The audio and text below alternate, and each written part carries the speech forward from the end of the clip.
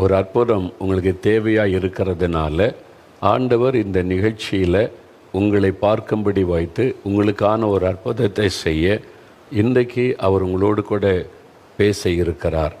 நீங்கள் ஜெபத்தோடு கவனமாக இந்த வார்த்தைகளை கேட்டு ஜெபம் பண்ணினால் இன்றைக்கு உங்களுடைய வாழ்க்கையில் ஒரு அற்புதம் நடப்பதை நீங்கள் காண்பீர்கள்.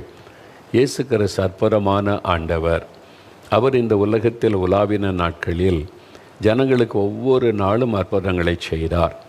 அவர் போகிற இடமெல்லாம் மக்களுடைய வாழ்க்கையில் அற்புதம் செய்து அவர்களுடைய துக்கத்தை ஆண்டவர் சந்தோஷமாய் மாற்றினார். அநேகர் துக்கத்தோடு அவரை தேடி வந்தாங்க. அவர்களுக்கு ஆண்டவர் அற்புதம் செய்து மகிழ்ச்சியோடு கூட அனுப்பினார்.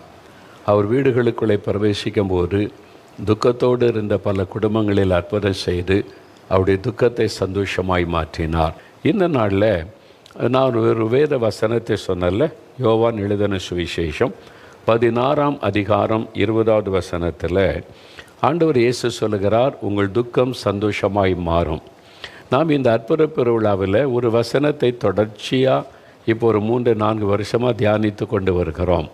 பரிசுத்த லூக்கா எழுதின சுவிசேஷம் 19ஆம் அதிகாரம் முதல் 3 வசனங்களை வாசித்தால் நான் பேசுகிறது எல்லாமே இந்த வசனத்தில் இருந்து தான். இது தேவனுடைய வார்த்தையாகிய வேத புஸ்தகம். என் சொந்த கருத்தை சொல்லுவதில்லை, சொந்த தத்துவங்கள் கருத்து இதெல்லாம் மனுஷனுக்கு பிரயோஜனப்படாது. சும்மா அந்த நேரம் உற்சாகப்படுத்த அவ்வளவுதான். ஆனால் இது தேவனுடைய வார்த்தை, இது இயேசுவனுடைய வார்த்தை. தேவன் மனிதனுக்கு எழுதி கொடுத்த அந்த வார்த்தை உங்களுக்கு நான் விளக்கி சொல்கிறேன், அவ்வளவுதான். இதை விசுவாசிக்கும் போது உங்களுடைய வாழ்க்கையில் அற்புதம் நடக்கும். இயேசு எரிகோ என்ற பட்டணத்திற்கு போகும்போது அந்த ஊரில் ஒரு பெரிய செல்வந்தன் இருந்தான். அந்த மனிதனுக்கு நிறைய பணம் இருந்தது, பெரிய ஆஃபீஸராக வேலை செய்து கொண்டிருந்தான், செல்வந்தனாக இருந்தான். ஆனால் நிம்மதி இல்லை, சமாதானம் இல்லை. இயேசுவை பற்றி கேள்விப்பட்ட போது இயேசுவை பற்றி எல்லாரும் சொல்கிறாங்களே, இயேசு அற்புதம் செய்கிறாருன்றாங்க, விடுதலை கொடுக்குறான்றாங்க, கொண்டு இருக்க பார்வை கொடுக்குறாருன்றாங்க, கடவுள் நம்ம மத்தியில் வந்திருக்கிறான்னு மக்கள்லாம் பேசிக்கொள்கிறாங்க, சிலர் தீர்க்கதரிசின்றாங்க. நான் அவரை பார்க்கணும் அப்படின்னு அவனுக்குள்ள இயேசு எப்படிப்பட்டவராக இருக்கிறார், இயேசு எப்படிப்பட்டவரோ என்று அவரை பார்க்க வகை தேடினான் என்று சொல்லப்பட்டிருக்கிறார். அப்போ இயேசு எப்படிப்பட்டவர்? ஆண்டவர் அவருக்கு தன்னை வெளிப்படுத்தி அவர் குடும்பத்துக்கு ஒரு பெரிய ரட்சிப்பை கொடுத்தது அந்த சம்பவத்தில் இருக்கிறது. அப்போ இயேசு எப்படிப்பட்டவர்? நம்மை உண்டாக்கின கடவுள், வானத்தை பூமி உண்டாக்கின கடவுள் எப்படிப்பட்டவர் என்பதை அறியும் போது தான் நம்முடைய வாழ்க்கையில் ஒரு முழுமையான ஆசீர்வாதத்தை, அற்புதத்தை நம்ம காண முடியும். அதனால் நம்மை சிருஷ்டித்த அந்த ஆண்டவர், வானத்தையும் பூமியை உண்டாக்கின தேவன், அவர் எப்படிப்பட்டவர்? ஒரு உலகம், ஒரு கடவுள். அந்த கடவுள் யார்? அவர் எப்படிப்பட்டவர்? அவருடைய சுபாவம் என்ன? அவருடைய குணம் என்ன? அவர் என்கிட்ட என்ன கேட்கிறார், எதிர்பார்க்கிறார்? எனக்கு ஒரு அற்புதம் நடக்கணும்னா நான் என்ன செய்யணும்? இதெல்லாம் நம்ம அறிந்து கொள்ளும்போது நம்ம சுலபமாய் அவரிடத்திலிருந்து அற்புதம் பெறலாம். நம்மை உண்டாக்கின வானத்தையும் பூமியை உண்டாக்கின அந்த கடவுள் எல்லாவற்றையும் கடந்து நிற்கிறவர். முழு உலகத்திற்கும் அவர் ஆண்டவர். வேறு புஸ்தகத்தில் சொல்லப்பட்டிருக்கிறது, சர்வ லோகத்தின் ஆண்டவர் என்று இயேசுக்கு ஒரு பெயர். முழு உலகத்திற்குரிய ஆண்டவர். எல்லா மொழி பேசக்கூடிய மக்களுக்கும் அவர் கடவுள், எல்லா இன மக்களுக்கும் அவர் கடவுள், எல்லா தேசத்தில் இருக்கிற மக்களுக்கும் அவர்தான் கடவுள். ஏனென்றால் அவர்தான் எல்லாவற்றையும் சிருஷ்டித்தவர் என்று வேதத்தில் தெளிவாக எழுதப்பட்டிருக்கிறது. எல்லா மக்களையும் சிருஷ்டித்தவர், எல்லா மக்களுக்காக பரிகாரத்தை உண்டாக்கி இந்த உலகத்தில் மனிதனாய் வந்து சிலுவையிலே தன்னை மறிக்க ஒப்பு கொடுத்து மனிதனுக்கு பாவம் சாபம் என்கிற காரியத்திற்கு பரிகாரத்தை உண்டாக்கி அதிலிருந்து விடுதலை கொடுத்து அவனை மகிழ்விக்கிறவர். அதுக்கு ஏதாவது செய்யணுமா அப்படின்னு கேட்டால் இல்லை. பாவ மன்னிப்பு இலவசம், சாபத்திலிருந்து விடுதலை இலவசம், வியாதிலிருந்து சுகம் இலவசம், ஒரு நன்மை பெறுவது இலவசம், எல்லாமே இலவசம் தான் இயேசுவனிடத்தில். நீ எதை கொண்டு வரணும், இது கொண்டு வரணும் என்று அவர் கேட்பது இல்லை. அதே மாதிரி எங்கும் இருக்கிற இயேசு ஒரே மெய்யான ஆண்டவர், அவ்வளோதான். இந்த ஊரில் இந்த இயேசு இருக்கிறாரு, சென்னையில் அந்த இயேசு இருக்கிறாரு, மும்பையில் அந்த இயேசு இருக்கிறாரு. இந்த ஆசீர்வாதம் வேணால் அந்த இயேசுக்கிட்ட போகணும், இந்த ஆசீர்வாதம் வேணால் இங்கே இருக்கிற இயேசுக்கிட்ட போகணும், அப்படிலாம் கிடையாது. முழு உலகத்திற்கும் ஒரு ஆண்டவர், ஒரு இரட்சகர், ஒரு மீட்பர், நமக்கு பலியாக மரித்து உயிர்த்தெழுந்த ஒரு ஆண்டவர். அவர் எப்படிப்பட்டவர்? நீங்கள் அவரை அறிந்து கொண்டால் தான் உங்கள் வாழ்க்கையில் அற்புதத்தை பெற்றுக்கொள்ள முடியும். அதனால தான் இந்த இயேசு எப்படிப்பட்டவர் என்று தொடர்ந்து உங்களுக்கு நான் விளக்கி சொல்லிக்கொண்டே வருகிறேன். அப்போ இந்த இயேசு எப்படிப்பட்டவர் அப்படின்னா, இந்த வசனத்தின்படி நீங்கள் பார்த்தா துக்கத்தை சந்தோஷமாய் மாற்றுகிறவர். பார்த்தீங்களா, உங்கள் துக்கம் சந்தோஷமாய் மாறுன்றால மாற்றுகிறவர். நம்முடைய துக்கத்தை சந்தோஷமாய் மாற்றுகிறவர் இயேசு. ஆண்டவர் இயேசு எப்படிப்பட்டவர்? நம்முடைய துக்கத்தை சந்தோஷமாய் மாற்றுகிறவர். அதுதான் நம்ம பார்க்குறோம். அப்போ துக்கம் ஒரு மனுஷனுடைய வாழ்க்கையில் எதனால் வருகிறது? அந்த துக்கத்தை அவர் எப்படி சந்தோஷமாய் மாற்றுகிறார் அப்படின்னா, பரிசுத்த லூக்கா எழுதின சுவிசேஷம் 7ஆம் அதிகாரம் இந்த வேத புஸ்தகத்தில் இயேசு இந்த உலகத்தில் இருந்த சமயம் ஒரு வீட்டில் ஒரு மனிதன் இயேசுவை பற்றி அறிந்து எங்கள் வீட்டுக்கு நீங்கள் வரணும்னு அழைத்திருந்ததுனால இயேசு அந்த வீட்டில் அவங்க அழைப்பை ஏற்று போயிருந்தார். அந்த ஊரில் இருந்த ஒரு பெண், அவள் இயேசு இங்கே வந்திருக்கிறார் என்பதை கேள்விப்பட்டு வந்து அவருடைய பாதத்தில் விழுந்து கண்ணீர் விட்டு அழுதாள் என்று வேத புஸ்தகத்தில் லூக்கா 7ஆம் அதிகாரம் 37-38 எழுதப்பட்டிருக்கிறாரு. இயேசுவின் படத்தில் அவள் பேசவே இல்லை, பாதத்தில் விழுந்து அழுகிறாள், கண்ணீர் வடிக்கிறாள். அவருடைய கண்ணீர் இயேசுவின் பாதத்திலே விழுகிறாரு. எல்லாரும் பார்க்குறாங்க, இது யார் இவள்? ஏன் இயேசுவின் பாதத்தில் உட்கார்ந்து அழுகிறாள்? ஒன்றுமே சொல்லலையே, ஆனால் ஒன்றுமே சொல்லாமல் அழுது கொண்டே இருக்கிறாளே என்று. இயேசு எல்லாவற்றையும் அறிந்தவர். அவருடைய உள்ளத்தை பார்க்கிறார். அவளுக்குள்ளே ஒரு துக்கம். அந்த துக்கத்தின் நிமித்தமாய் அந்த துக்கம் மாற வேண்டும் என்பதற்கு அழுகிறாள். அவளுக்கு என்ன காரியம் துக்கம்? பாவத்தினால் வந்த துக்கம். அவருடைய வாழ்க்கையிலே பாவம் நுழைந்து அவருடைய பரிசுத்தத்தை கெடுத்து அவருடைய மனது கரைப்பட்டு பாவத்தின் நிமித்தமாய் சமாதானத்தை இழந்து அதனால் அந்த பாவத்தின் பாரம் அவளை அழுத்தினதினால அவளுக்குள்ள ஒரு துக்கம். ஊர் மக்கள் எல்லாம் பாவி என்று அவளை அவமானப்படுத்தினாங்க, குற்றப்படுத்தினாங்க. இவள் ஒழுக்கம் கெட்டவள், இவள் ஒரு ஒழுக்கமான வாழ்க்கை நடத்தாதவள், இவளால் மற்றவளுடைய வாழ்க்கையை பாதிக்கப்படுகிறது, இப்படி ஒழுங்கில்லாத ஒழுக்கமில்லாத ஒரு பெண், இவள் பாவியான பெண் என்று ஊருக்கே தெரிந்த ஒரு காரியம். அதனால் எல்லாருமே அவளை குற்றப்படுத்தினாங்க. அவளை ஒரு பாவியாக பார்த்தார்கள், ஒழுக்கங்கெட்ட பெண்ணாக பார்த்தார்கள். அதெல்லாம் அவருடைய மனதை வாதித்து, நான் இந்த பாவத்துக்குள்ளே விழுந்துட்டேனே, என்னால் இதிலிருந்து வெளியே வர முடியாதா? யார் தூக்கி எடுப்பாங்க? என் பாவத்துக்கு மன்னிப்பு உண்டா? இந்த பாவம் பாரம் என்னை அழுத்துகிறது. இந்த துக்கத்திலேருந்து யார் எனக்கு விடுதலை கொடுத்து சந்தோஷம் தர முடியும் அப்படின்னு பார்த்தா, அந்த பகுதியில் இந்த மத தலைவர்கள் அவளை பாவினை குற்றப்படுத்தி தான் பேசினாங்க. ஊர் மக்களும் பாவினை புறமே தான் தள்ளினாங்க. ஆனால் அவளுக்கு பாவத்திலிருந்து விடுதலை கொடுத்து அவளுடைய துக்கத்தை மாற்றும்படியான வழியை சொல்லிக் கொடுக்க ஆள் இல்லை. ஆனால் இயேசுவை பற்றி அவள் கேள்விப்படுகிறாள். இயேசு கடவுள் மனிதனாய் வந்திருக்கிறார், பாவிகளுடைய பாவங்களை மன்னித்து சமாதானம் தருகிறார். அவரிடத்தில் போனால் ஒரு துக்கம் சந்தோஷமாக மாறும் என்ற ஒரு விசுவாசம் அவளுக்குள்ளே வருகிறார். ஆகவே இயேசுவை தேடி வந்து அவருடைய பாதத்தில் விழுந்து அழுகிறாள். அவள் இயேசுவிடத்தில் ஒரு விண்ணப்பமும் வைக்கவில்லை. இயேசுவே எனக்கு எதான் பிரச்சனை அதான் சொல்லலை, சொல்லக்கூடிய அளவில் இல்லை. ஏன்னால் அப்படிப்பட்ட ஒரு அசுத்தமான வாழ்க்கை வாழ்ந்ததுனால எல்லாருக்கும் மத்தியில் அதை சொல்லக்கூட முடியாத நிலைமையில் கண்ணீர் விட்டு அழுதாள். தன்னுடைய கண்ணீரினால் தன்னுடைய பாவத்தை அறிக்கை செய்தாள். இயேசு அறிந்து கொண்டால் பாவத்தின் பாரம் அவளை அழுத்துகிறது, சமாதானத்தை இழந்து விட்டாள் என்று இயேசு அவருடைய பாவத்தை மன்னித்து சமாதானம் அருளி ஆசீர்வதித்து அனுப்பினார் என்று அந்த பகுதியிலே வாசிக்க முடிகிறது, எழுதப்பட்டிருக்கிறது. பாவம் என்பது ஒரு மனிதனுக்குள்ளே துக்கத்தை கொண்டு வரும். நீங்கள் வேத புஸ்தகத்தில் 38ஆம் சங்கீதம் 38ஆம் சங்கீதத்தில் 6வது வசனத்தில் ஒரு பக்தன் சொல்லுகிறார், தாவீது என்ற ஒரு மனிதர் சொல்லுகிறார், நான் வேதனைப்பட்டு ஒடுங்கி போனேன், நாள் முழுவதும் துக்கப்பட்டு திரிகிறேன். அவர் சொல்லுகிறார், நான் வேதனைப்பட்டு ஒடுங்கி போனேன், நாள் முழுவதும் துக்கப்பட்டு திரிகிறேன். துக்கம் என் உள்ளத்தை அழுத்துகிறது. ஒரு துக்கம் அப்படியே ஒரு துக்கத்தினால நான் வேதனைப்பட்டு நாள் முழுவதும் துக்கத்தோடு திரிகிறேன். நிம்மதி இல்லை, சமாதானம் இல்லை, மகிழ்ச்சி இல்லை, ஒரு துக்கம். என்ன துக்கம்? 4ஆம் வசனத்தில் சொல்லுகிறார், என் அக்கிரமங்கள் என் தலைக்கு மேலாக பெருகிற்று, அவைகள் பாரச் சுமையை போல என்னால் தாங்கக்கூடாத பாரமாயிற்று. என்னுடைய பாவங்கள், என்னுடைய அக்கிரமங்கள் என்னுடைய தலைக்கு மேலாக பெருகிற்று. அது பெரிய ஒரு பாரமாய் என்னை அழுத்துகிறது. பாவத்தினால் உண்டான ஒரு துக்கம், பாவத்தினால் உண்டான ஒரு பாதிப்பு. எந்த ஒரு மனிதன் பாவம் செய்கிறானோ அவனுடைய உள்ளத்தில் மெய்யான சமாதானம் இருக்கவே இருக்காது. அவன் எவ்வளோ பக்தி உள்ளவனாக இருந்தாலும், ரொம்ப பக்தியோடு கூட கடவுள் வணக்க செய்து தான தர்மங்களை செய்து தன்னை வருத்தி கொண்டு நடந்து தெரிந்து அவன் கடவுளை பக்தியை வெளிப்படுத்தினாலும் சமாதானம் என்பது இருக்கவே இருக்காது. என்னால் பாவம் மனிதனுடைய சமாதானத்தை பாதித்து அவனுக்குள்ள துக்கத்தை கொண்டு வந்து விடும். அவனுடைய உள்ளத்தில் வெளியே சொல்லாவிட்டாலும் உள்ளத்துக்குள்ள அந்த வெறுமையும் துக்கமும் இருக்கும். வெளியே பக்தி நிமித்தமாக நான் அப்படி இருக்கேன் அப்படி அதெல்லாம் பேசுவாங்க. தனிமையாக நீங்கள் கேட்டு பார்த்தா தெரியும், உள்ளத்துக்குள்ள ஒரு வெறுமை, உள்ளத்துக்குள்ள ஒரு துக்கம் இருப்பதை.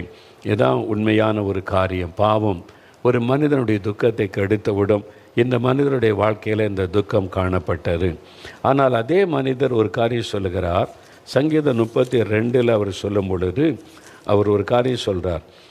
5வது வசனத்தில், நான் என் அக்கிரமத்தை மறைக்காமல், ஆண்டவருக்கு என்னுடைய அக்கிரம பாவத்தை மறைக்காமல் என் பாவத்தை உமக்கு அறிவித்தேன், என் மீறுதல்களை கர்த்தருக்கு அறிக்கையிடுவேன் என்றேன்.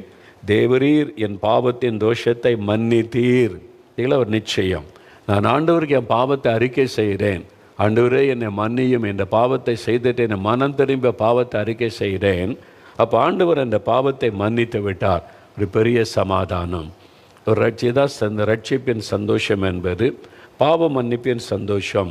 அப்போ அந்த துக்கம் நீங்கி ஒரு சந்தோஷம், துக்கம் சந்தோஷமாய் மாற்றப்பட்டது. அப்போ பாவத்தினால் உண்டான ஒரு துக்கம். இன்றைக்கி நிறைய பேருடைய வாழ்க்கையில் மதுபானம், போதை வஸ்துகள், போதை பொருட்கள், கஞ்சா அபின் போன்ற போதை பொருட்கள். அது மாத்திரமல்ல, அதை லிவிங் டுகெதர்னு ஒரு புது கலாச்சாரம், வெளிநாட்டிலேருந்து இறக்குமதி செய்த கலாச்சாரம். அது எங்கள் விருப்பம், நாங்கள் சேர்ந்து வாழலாம். திருமணத்துக்கு முன்னால் சேர்ந்து கணவன் மனைவி போல வாழ்வது என்பது ஒழுக்கக்கேடான ஒரு காரியம், அது பாவமான ஒரு காரியம். சமுதாயம், உலக மக்கள் அதை பற்றி கண்டு கொள்ளாமல் இருக்கலாம். பெரும்பாலான பேர் ஏற்றுக்கொள்வதில்லை. ஒரு சிலர் போய்ட்டு இதில் என்ன தப்பு இருக்குது, அது அவங்களுடைய விருப்பம்னு சொல்லுவாங்க. பெரும்பாலான இந்திய மக்கள் அது ஏற்றுக்கொள்வது இல்லை, ஒரு சிறு கூட்டம், அவ்வளவுதான். ஆனால் வேதம் என்ன சொல்லுகிறது, நம்ம உண்டாக்கின ஆண்டவர் என்ன சொல்லுகிறார், அந்த ஒழுக்கக்கேடான காரியம் அது ஒரு பாவம், விபச்சாரத்திற்கு சமம். அது உங்களை பாதிக்கும். அவங்க சந்தோஷமாக இருக்கவே முடியாது. ஆரம்பத்தில் சந்தோஷமாக இருக்கிற மாதிரி தெரியும், ஆனால் ஒரு நாள் இந்த பாவம் அவளை கொன்றுவிடும், சமாதானத்தை கெடுத்துவிடும், நிம்மதி குலைந்து போய்விடும், அவருடைய வாழ்க்கை ரொம்ப பாதிப்புக்குள்ளாக்கிவிடும். இதுதான் உண்மை. அதே மாதிரி தான் ஒழுக்கக்கேடான காரியங்கள். உலகம் இந்த காலத்துக்கு ஏற்றபடி இதில் கொஞ்சம் குடிச்சிக்கிட்டால் பரவாயில்ல, தப்பில்லை, யார் சொன்னது தப்பில்லைன்னு. எது அளவுகோல்? வேத வசனம், தேவனுடைய வார்த்தை தான் நமக்கு அளவுகோல். அதன்படி பார்க்கும்போது அந்த பாவம் சமாதானத்தை கெடுத்து விடும். அதனால தான் நிறைய பேருடைய உள்ளத்தில் சமாதானம் இல்லை. கண்கள் இச்சித்தபடி, மாமிச விரும்பினபடி வாழ்ந்தாலும் நிம்மதியாக இருக்காங்களேன்னு கேளுங்க, இல்லை. பாதிக்கப்பட்ட உள்ளத்தோட, கோபத்தோட, எரிச்சலோடு சுற்றி திரிகிறவங்க தான் நிறைய பேர். ஒருவேளை நீங்கள் இப்படி ஏதோ ஒரு பாவத்தில் சிக்கொண்டு அந்த பாவத்தை நீங்கள் நியாயப்படுத்தி கொண்டு இருக்கலாம். என்ன சிக்கிட்டீங்க, வெளியே வர முடியல, அதனால் என்ன பண்ண, பாவத்தை நியாயப்படும். இதில் என்ன தப்பு, அது என்னுடைய விருப்பம், இப்படிலாம் இருக்கலாம், அவங்கவுங்க சுதந்திரம் இருக்குதில்ல, எல்லாம் இருக்கலாம். சமாதானம் இருக்காது, நிம்மதி இருக்காது, உங்களுடைய உள்ளம் பாதிக்கப்பட்டு கொண்டே இருக்கும். அந்த சமாதானத்தை இழந்து தவிப்பீங்க. அதனுடைய பாதிப்பு சீக்கிரத்தில் வெளிப்பட்டு மிகப்பெரிய டேமேஜை அது உண்டாக்கிவிடும். இதுதான் உண்மை. இதுதான் வேதத்தில் சொல்லப்பட்டிருக்கிற சத்தியம். அப்போ இதிலேருந்து யார் விடுதலையாக்குவாங்க? யார் எனக்கு மன்னிப்பு உண்டா, விடுதலை உண்டா? நான் சிக்கிக்கொண்டேனே, இந்த பழக்க நண்பர்கள் மூலமாக, சிநேகிதிகள் மூலமாக இந்த தவறான பழக்கத்தில் போய் சிக்கிக்கொண்டேன், இப்போ வெளியே வர முடியல, என்ன செய்வது?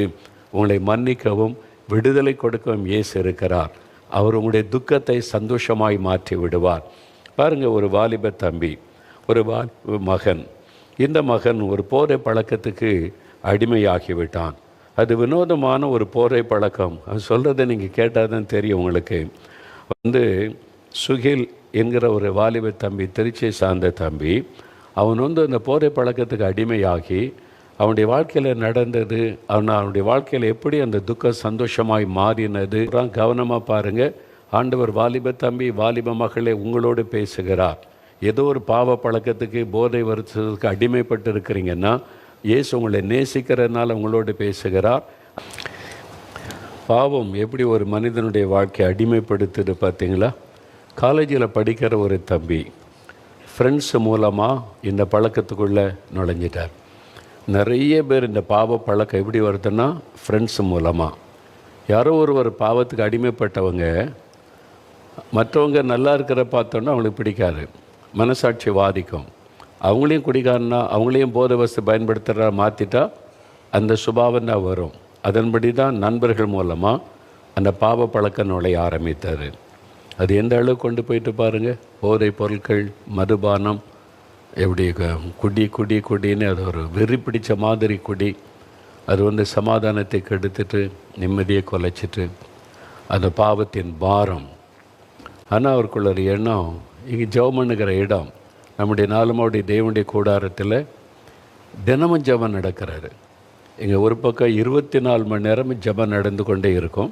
இந்த தம்பி பாருங்கள், வானத்தின் வாசல் நீ தேவனுடைய கூடாரத்து மேலே இந்த எழுத்தை வாசித்த உடனே ஆண்டவர் பேசியிருக்கிறார். அப்போவே கண்ணீர் விட்டு அழுது கொண்டே அங்கே யாரோட பேசலை, அவரே முழங்கால் போட்டார், கண்ணீர் விட்டு அழுகிறார். எப்படி தேவனுடைய தொடுதல், இயேசுவனுடைய தொடுதல். அவர் இந்த மாதிரி அடிமைப்பட்டு இருக்கிற ஒரு வாலிப தம்பி நிம்மதியை இழந்து அடிமையாக இருக்கிறானே, அந்த வாலிபன் மீது இயேசு வைத்த அன்பு ஆண்டவர் தொட்டார். ஒரு மனம் திரும்புதல், பாவத்தை கண்ணீரோடு அறிக்கையிட்டு ஜெபித்த உடனே ஒரு பெரிய மாற்றம் பாருங்கள், விடுதலை. இன்றைக்கு 8 மணி நேரம் ஜெபிக்கிறார். காலேஜில் படிக்கிற தம்பி 8 மணி நேரம் ஒரு நாளைக்கு ஜெபிக்கிற ஒரு பழக்கத்துக்குள்ளே ஆண்டவர் கொண்டு வந்திருக்கு. எங்கேருந்து எங்கே மாற்றத்தை கொண்டு வந்திருக்கிறார் பாருங்கள். இதுதான் இயேசுகிற செய்கிற அற்புதம். உங்கள் வாழ்க்கையில் இன்றைக்கி ஏதோ ஒரு பாவம் உங்களை அடிமையாக்கி வைத்தது. மதுபான பழக்கம், போதை பொருட்கள், உங்களுடைய நண்பர்கள் மூலமாக வந்த தவறான தொடர்புகள், செல்ஃபோன் அடிமைத்தனம், சீரியல் அடிமைத்தனம், அல்லது சினிமா அடிமைத்தனம், ஏதோ ஒரு காரிய அடிமைத்தனம் உங்களுக்கு. அது உங்களை அப்படியே அடிமையாக்கி வைத்து உங்களுடைய வாழ்க்கையில் சமாதானத்தை, சந்தோஷம் இல்லாதபடி அப்படியே ஒரு விரக்தியோடு இருக்கிறீங்க. ஆண்டவர் சொல்லுகிறார், உன் துக்கம் சந்தோஷமாய் மாறும். இந்த தம்பியினுடைய துக்கத்தை சந்தோஷமாய் மாற்றின இயேசு, இன்றைக்கு இயேசுவே எனக்கும் ஒரு விடுதலை வேணும், என் பாவத்தை மன்னித்து விடுதலை கொடுங்க அப்படின்னு நீங்கள் ஒரு ஜெபம் பண்ணால் போதும். அவ்வளோதான் ஆண்டவர் எதிர்பார்க்குறார். உங்களுடைய இருதயத்தில் உண்மையாக நீங்கள் ஒரு மனம் திரும்பி விடுதலை எதிர்பார்த்து வேண்டிக் கொண்ட உடனே ஆண்டவர் உங்களை தொடுவார். அதுக்கு இங்கே தான் வரணும்னு அவசியம் இல்லை. இன்றைக்கு உங்கள் வீட்டில் நீங்கள் எங்கே இருக்கிறீங்களோ அங்கேயே உங்களை தொட போகிறார். ஏன்னா உங்கள் பக்கத்தில் இயேசு இருக்கிறார். அவர் எங்கும் வியாபித்து இருக்கிற ஆண்டவர். அவர் இப்போ உங்கள் பக்கத்தில் தான் இருக்கிறார். நீங்கள் இருக்கிற இடத்துலையே இன்னும் கொஞ்சம் நேரத்தில் ஜெபிக்க போகிறோம். அப்போ ஆண்டவருடைய தொடுதலை உணரப் போகிறீங்க. உங்கள் துக்கம் சந்தோஷமாய் மாறப்போகிறது. ரெண்டாவது, நம்முடைய வாழ்க்கையில் துக்கத்தை கொண்டு வருகிற இன்னொரு விஷயம் பாருங்கள். வேத புஸ்தகத்தில் பரிசுத்த மார்க் எழுதின சுவிசேஷம் 5வது அதிகாரம் 25-26 வசனங்களில் ஒரு சம்பவம் சொல்லப்படுகிறாரு. 12 வருஷமாய் பெரும்பாடு என்கிற வியாதியை கொண்ட ஒரு பெண். 12 வருஷம் ஒரு வியாதி, ஒரு மகளுக்கு, ஒரு பெண்ணுக்கு அந்த வியாதி, பெரும்பாடு உள்ள ஒரு வியாதி, இஷ்யூ ஆஃப் பிளட்னு சொல்லுவாங்க. பெண்களுக்கு அவங்களுக்கு தான் தெரியும் அந்த கஷ்டம். அந்த வியாதி என்ன பாடு. 12 வருஷம் உதிரப்போக்கினால் மகள் பாதிக்கப்பட்டு இருந்தாங்க. வசனம் சொல்லுகிற நிறைய டாக்டர்கிட்ட போனாங்க. அந்த காலத்தில் வைத்தியர்கள் அப்போவே மருத்துவம் செய்கிறவங்க இருந்து அவங்கள்ட்ட எல்லாம் போனாங்க. சும்மா யாராவது மருத்துவம் செய்வாங்களா? காசு கொடுக்கணும்ல. இருந்த பணம்லாம் செலவு பண்ணியாச்சு. ஒரு ஆஸ்பத்திரி போய் அங்கே போய் ஒன்றும் பிரயோஜனம் இல்லை. சில நாட்கள் மருத்துவம் பார்த்தாச்சு, இல்லை அங்கே ஒரு மருத்துவர் இருக்கிறார், அங்கே போனால் சரியாயிரும், சரின்னு அங்கே போனாங்க. அங்கே காசு கொண்டு போய் செலவு பண்ணாங்க, சுகமாகலை. இல்லை அந்த ஊரில் ஒரு ஸ்பெஷலிஸ்ட் இருக்கார், அங்கே நிறைய சுகமாகறான். அப்போது காசெல்லாம் தீர்ந்து போச்சு. இருக்கிற சொத்தை விற்று எப்படியாவது சுகம் பெறணும்ல. இந்த நோய் தன்னை வாதிக்கிறது. இரவும் பகலும் ஒரு வேதனை, துக்கம், ஒரு வியாதினால் உண்டான துக்கம். 12 வருஷம் இந்த துக்கம் இந்த மகளுக்குள்ளே நீடித்தது. 12 வருஷம் துக்கம் பாருங்கள், வியாதியினால் உண்டான துக்கம். இப்போ சொத்தெல்லாம் விற்று செலவு பண்ணி மருத்துவம் பார்த்தும் கூட சுகமாகலை. இப்போ சொத்தும் போச்சு, சரீரமும் சுகமாகலை. இன்னும் வியாதி அந்த சைடு எஃபெக்டினால் மருத்துவர்களால் வருத்தப்படுகிற போதுன்னு பைபிள் இருக்குது. சைடு எஃபெக்டினால் அது வர பாதிப்பு. இப்போ ரொம்ப துக்கம், மனமே உடைந்து போயிருக்கும்ல. யோசித்து பாருங்கள், ஒரு பெண் 12 வருஷமாக ஒரு நோயினால் கஷ்டப்பட்டு கொண்டு இருக்கிற ஒரு நிலைமை, அந்த வியாதியினுடைய வேதனை, ஏன் எனக்கு இந்த வியாதி, ஏன் என்னை ஆண்டவர் ஒரு பெண்ணாக சிருஷ்டித்தார் என்பதாக கூட எண்ணம் உள்ளத்தில் வந்திருக்கலாம். அந்த அளவிற்கு ஒரு பாதிப்பு இல்லை. 12 வருஷ வேதனை, இரவும் பகலும் அந்த வேதனை. அதனால் சந்தோஷம் இல்லை, சமாதானம் இல்லை. இந்த வியாதியோடு சாப்பிடாமலும் தூங்காமலும் அப்படி தான் அந்த மகள் கஷ்டப்பட்டு இருப்பாங்க இல்லை? யோசித்து பாருங்க, எவ்வளவாக அந்த மகளுடைய உள்ளத்தை அதை பாதித்திருக்கும். அந்த துக்கம், வியாதியினால் உண்டான துக்கம். அப்புறம் இயேசுவை பற்றி கேள்விப்படுகிறாள். இயேசுன்னு ஒருவர் இருக்கிறாரு, எல்லா வியாதியும் சுகமாக்கிறாராம். அவர்கிட்ட எல்லா வியாதிக்கும் சுகம். கண்ணு தெரியாதவங்களுக்கு கண்ணு தெரியுது, காது கேட்காதவங்களுக்கு காது கேட்குது. திமிர்வாதக்காரங்களை படுக்கையில் கொண்டு போனால் நடக்க வச்சிடுறாரு, மரித்தோரை கூட எழுப்பிடுறாராம். அவ்வளோ பெரிய வல்லமை உள்ளவர். ஐயோ, அப்போ பெரிய டாக்டரா? அவர்கிட்ட போனால் நிறைய காசெல்லாம் கேட்பாரே. நான் என் காசெல்லாம் செலவு பண்ணி சொத்தெல்லாம் விற்று செலவு பண்ணி முடிச்சிட்டேனே. இல்லை, இவர்கிட்ட போனால் எல்லாமே இலவசம். அவர் யார்கிட்டையும் காசெல்லாம் வாங்கிறதில்ல. அவர் மக்கள் மேலே பரிதாபம் கொண்டு மனதுருகி அற்புதம் செய்கிறார். மக்களை தன் பிள்ளைகளைப் போல நேசிக்கிறார். கடவுள் மனுஷனாக வந்திருக்கிறாரு, அதனால தான் இந்த அற்புதம்லாம் நடக்குதுன்னு அவரை குறித்த செய்தி. அதை கேட்ட உடனே இந்த மகளுக்குள்ளே ஒரு விசுவாசம். அப்போ இவர்கிட்ட போனால் எனக்கு சுகமாயிரும், இவ்வளோ பேர் சொல்கிறாங்களே, இந்த இயேசுவை நானும் போய் சந்திக்கணும்னு சொல்லி அவள் புறப்பட்டு வருகிறாள். 12 வருஷ வியாதியை சுமந்து கொண்டு வந்த ஒரு பெண். அவள் எப்படி இயேசுகிட்ட போய் சொல்கிறது? இந்த வியாதி அந்த காலத்தில் தீட்டான வியாதியாக அந்த காலத்தில் நினச்சாங்க. அதனால் இந்த மாதிரி வியாதி உள்ளவங்க யாரையாவது தொட்டால் அது தீட்டு, இவங்களை யாராவது தொட்டால் தீட்டு, அதனால் அவங்க ஒதுங்கி தான் இருக்கணும், அப்படி தான் வச்சுருந்தாங்க. நம்ம ஊர்களில் கூட கிராமங்களில் ஒரு 30-40 வருஷத்துக்கு முன்னால் அப்படி தான் இருந்தது. இப்போ தான் நிறைய மாற்றங்கள். அப்போ அந்த மாதிரி கஷ்டப்படுகிற ஒரு பெண், சரி என்ன செய்கிறது, இயேசுவை சுற்றி எப்போ பெரும் கூட்டம் இருக்குது, எப்படி இப்போ இந்த வியாதியை நான் சொல்கிறது? அது கூட முடியாத ஒரு நிலைமை. ஆனால் அவளுக்குள்ள ஒரு விசுவாசம். நான் போய் அவருடைய வஸ்திரத்தை நான் தொட்டேன்னா போட்டேன், வஸ்திரத்தின் ஓரத்தை தொட்டால் எனக்கு சுகமாயிரும். அவர் தொட்டால் சுகமாகுது, அவர் கை வச்சா எல்லோரும் சுகமாகறாங்களே, அப்போ நான் அவரை தொட்டால் அவருடைய வல்லமை என்னை குணமாக்கிறோம்ல. எப்படி ஒரு விசுவாசம் பாருங்கள். அதனால் இந்த மகள் அப்படியே இயேசுடைய வஸ்திரத்தை தொட்ட உடனே ஒரு வல்லமை அவருடைய சரீரத்தில் பாய்ந்தது. உடனே அவள் சுகமானதை தன் சரீரத்திலே உணர்ந்தாள். சுகம் பெற்றதை அவளால் உணர முடிந்தது. 12 வருஷமாக இருந்த வியாதி டக்குன்னு மறைந்தது. சரீரம் சுகமானதை அவளால் உணர முடிந்தது. அதான் இயேசுடைய வல்லமை தொடும்போது. ஒரு சகோதரர் சொன்னார்ல, ஒரு காயப்பட்ட கரம், வெள்ளக்கரம், காயப்பட்ட கரம்னா இயேசுவின் கரம் தொட்டது. உடனே எனக்குள்ள இந்த பாரம் விலகிட்டு, அந்த பாவ சிந்தனை மாறிட்டு, இயேசுடைய ஒரு தொடுதல், அவருடைய வல்லமை பயமுறுத்துகிற வல்லமை அல்ல, அடிமைப்படுத்துகிற வல்லமை அல்ல, மனிதர்களுக்கு விடுதலை கொடுக்கிற வல்லமை, சுகம் கொடுக்கிற ஒரு வல்லமை, இயேசு கிறிஸ்துவுடைய வல்லமை. சேலத்தில் ஒரு மீட்டிங் சில மாதங்களுக்கு முன்னால், அப்போது அந்த பெரிய கூட்டத்தில் எல்லாருக்கும் பொதுவாக தான் நான் ஜெபம் பண்ணினேன். ஜெபம் பண்ணால் ஒரு சகோதரர் மேடையில் சொன்னார், 22 வருஷமாக அவரால் நிமிர முடியாது, கூன் விழுந்த நிலைமை. இப்படி தான் யாரை பார்க்கணும், இப்படி தான் பார்க்கணும், இப்படி தான் பார்க்கணும், இப்படி நிமிர முடியாது. 22 வருஷம் கூன் விழுந்த நிலைமையில் வந்தவர். அவர் இயேசுவை கூப்பிட்டார், இயேசுவே என்னையே நீங்கள் தொடுங்க, குணமாக்குங்க. இயேசு அவருடைய ஜெபத்தை கேட்டார். கூட்டத்துக்குள்ளே எங்கேயோ நின்று கொண்டு இருந்தார். எனக்கு அவர் தெரியாது, நான் அவரை பர்சனலாக பார்த்ததும் இல்லை, அவருக்கு தனியாக ஜெபிச்சதும் இல்லை. கூட்டத்துக்குள்ளேருந்து இயேசுவேன்னு கூப்பிட்டார். இயேசுவின் வல்லமை இறங்கி தொட்டது. உடனே நிமிர்ந்துட்டார். 22 வருஷம் அப்படியே குனிந்திருந்த அவருடைய தலை நிமிர்ந்தார். எல்லாருக்கும் மத்தியில் மேடையில் சாட்சி சொன்னார், இயேசு என்னை தொட்டார். 22 வருஷமாக இருந்த கூன் அப்படி மாறி இப்போ தலை நிமிர்ந்து விட்டதுன்னு. இது மாதிரி நிறைய அற்புதங்களே நான் பார்த்துருக்கிறேன். அதனால் ஜனங்கள் சொல்லும்போது அவங்களுக்கு இயேசுவை கூப்பிட்ட போது அவர் செய்த அற்புதங்கள், கண் தெரியாதவங்களுக்கு கண் பார்வை, காது கேட்காதவங்களுக்கு காதை திறந்து, கேன்சர் கட்டிலாம் மறைந்து போன இது மாதிரி அற்புதங்களை பார்த்துருக்கிறேன். இயேசு கிறிஸ்து ஏன் இந்த அற்புதம்லாம் செய்கிறார் அப்படின்னா, மக்கள் மேலே உள்ள அன்பு, மனதுருக்கம். நான் தானே இவங்களை சிருஷ்டித்தேன், இவங்க ஏன் பிள்ளைங்கள் தானே, அவங்க எந்த மதத்தை நம்பிக்கொண்டிருந்தாலும் அவர் ஒவ்வொருவரையும் நேசிக்கிறார். இவங்க ஏன் பிள்ளைங்க தானே, நான் தானே சிருஷ்டித்தேன் அப்படின்னு இயேசு மனதுருகி அற்புதம் செய்கிறார். இந்த மகளுக்கு ஒரு அற்புதமான சுகத்தை ஆண்டவர் கொடுத்தார். 12 வருஷ துக்கம் சந்தோஷமாய் மாறிட்டு பாருங்களேன். எவ்வளோ பெரிய சந்தோஷம் இல்லை? யோசித்து பாருங்கள். 12 வருஷம் இரவும் பகலும் வியாதினால் உண்டான வேதனையில் இருந்த அந்த பெண்ணுக்கு இயேசு அவருடைய துக்கத்தை சந்தோஷமாய் மாற்றினார். அவர் மாற்றுகிற தெய்வம், துக்கத்தை சந்தோஷமாய் மாற்றுகிற ஆண்டவர். அந்த இயேசு தான் இப்போ உங்களோடு பேசுகிறார். அதெல்லாம் அன்றைக்கு நடந்ததுங்க அப்படின்னா இன்றைக்கும் அவர் அற்புதம் செய்து கொண்டு இருக்கிறார். இப்போது ஒரு சாட்சியை நீங்கள் பார்க்க போகிறீங்க. நாகப்பட்டினத்தை சார்ந்த சகோதரி சுகன்யா, அவங்க வீட்டில் அவங்களுடைய குழந்தைக்கு நடந்த ஒரு அற்புதம்.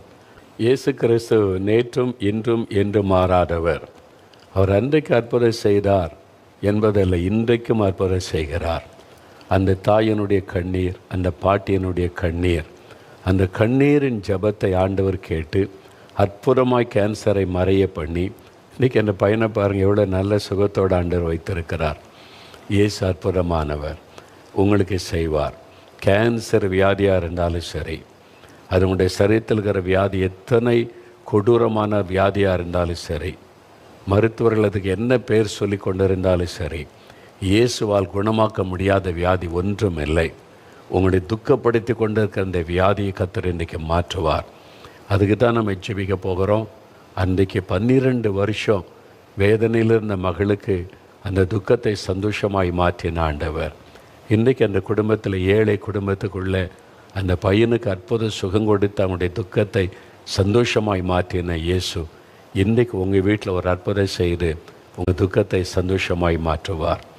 மூன்றாவது ஒரு காரியத்தை மாத்திர பார்த்துட்டு நம்ம ஜெபிக்க போகிறோம். நம்மளுக்குள்ளே துக்கத்தை கொண்டு வருகிற இன்னொரு விஷயம் என்ன தெரியுமா? 1 சாமுவேல் 1ஆம் அதிகாரம் 6-7 வசனங்கள் பாருங்கள். 1 சாமுவேல் 1ஆம் அதிகாரம் 6-7 வசனம். அன்னாள் என்கிற ஒரு பெண்ணை குறித்து அங்கே சொல்லப்படுகிறது.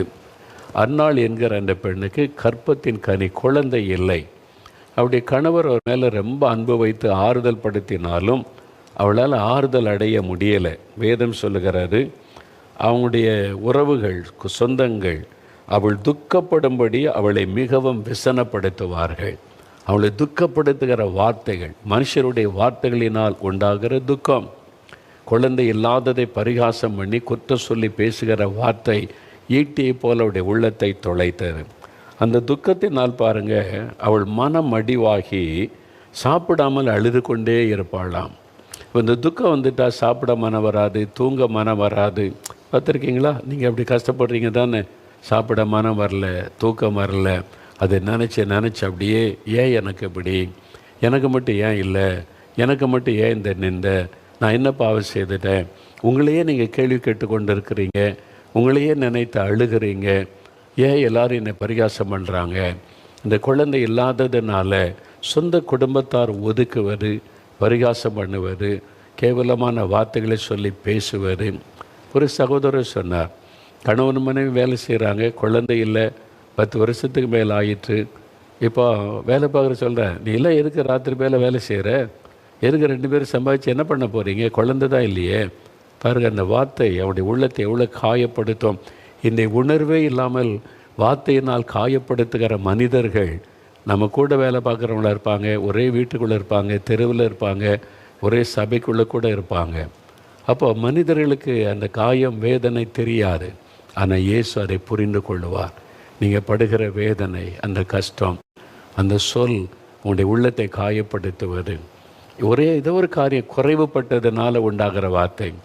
இவனுக்கு வேலை செய்யலையா, வேலை இல்லாமல் சும்மா சுற்றிக்கிட்டு இருக்கிறியா, நீங்கள் வேலை தேடிக்கிட்டு இருப்பீங்க, ஆனால் கடினமான வார்த்தையை சொல்லுவாங்க, அது உங்களை காயப்படுத்தும்.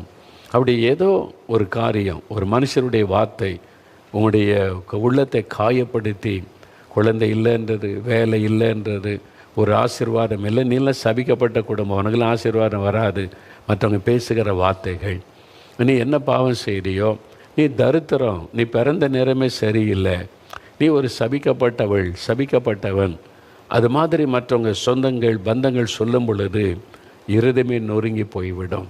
அந்த மாதிரி காயப்பட்ட ஒரு உள்ளத்தோட, துக்கத்தோடு நீங்கள் இருக்கிறீங்களா?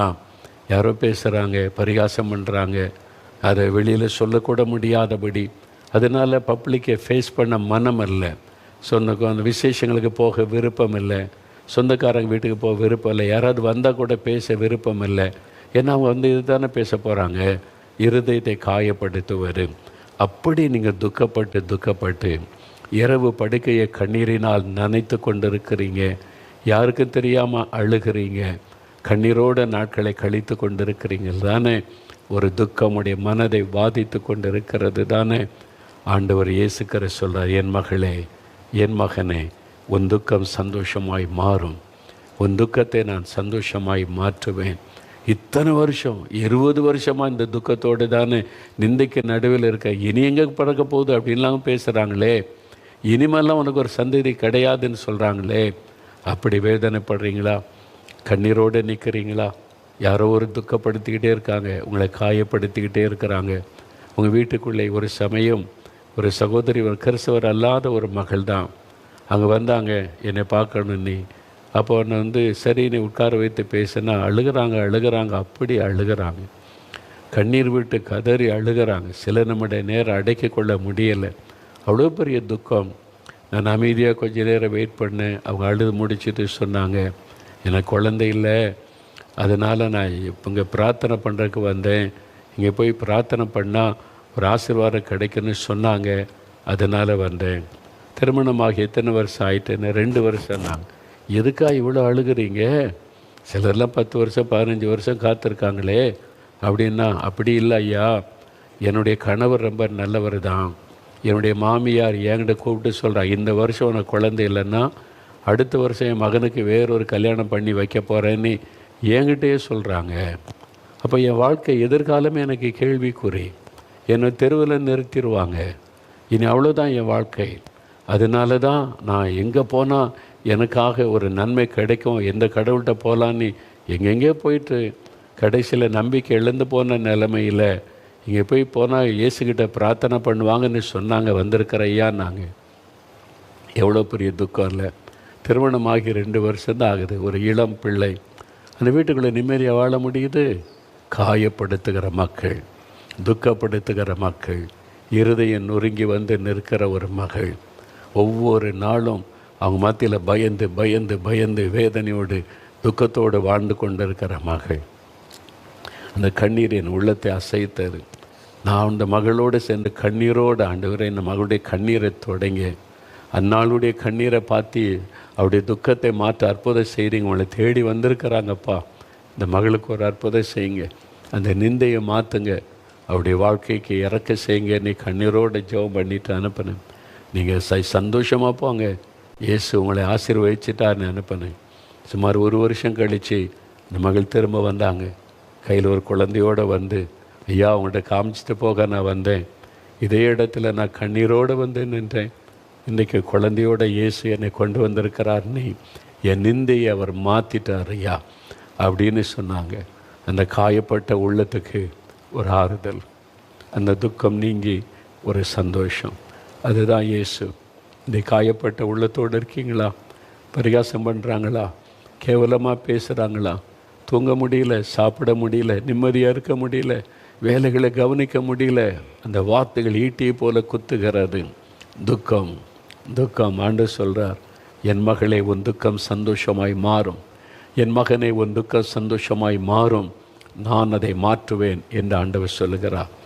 பாருங்க, அதே மாதிரி இன்றைக்கு ஏராளமான பேருக்கு ஆண்டவர் அற்புதம் செய்கிறார்.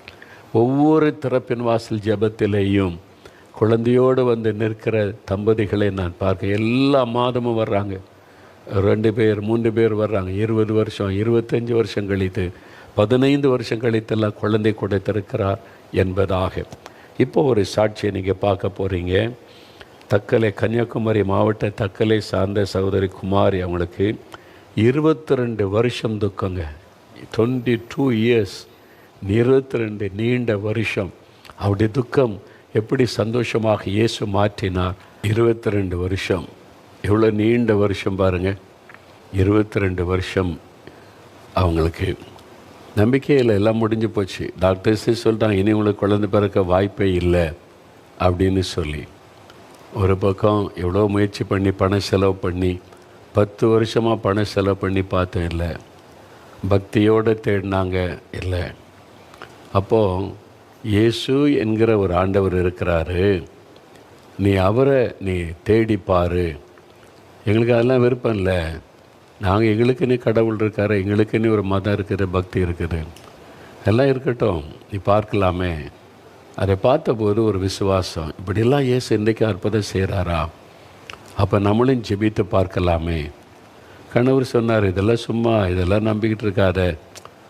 நம்பிக்கை இல்லைனா இந்த சகோதரிக்கு ஒரு நம்பிக்கை வந்தது.